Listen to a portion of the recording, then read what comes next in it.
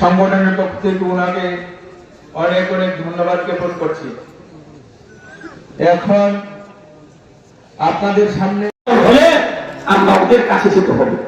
এই কালো আইনের যে যারা করবেন, আমাদের অ্যাডভোকেটরা আছেন, আমি দীর্ঘায়িত করছি না, আপনাদের একটাই করব, এই দেশ আমাদের সবার, হিন্দু মুসলিম পাহাড়ি বাঙালি আমাদের সংবিধানের সবার অধিকার দিয়েছে। আমাদের এই সংবিধান, যে সংবিধান এই ওয়াকফ অ্যাক্ট চালু হয়েছিল 1954 সালে, ওয়াকফ অ্যাক্টকে অ্যামেন্ডমেন্ট করেছে 1995 সালে।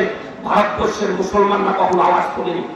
আবার অ্যামেন্ডমেন্ট অ্যাক্ট করেছে 2013-তে, মুসলমানরা কখনো এর বিরোধিতা করেনি।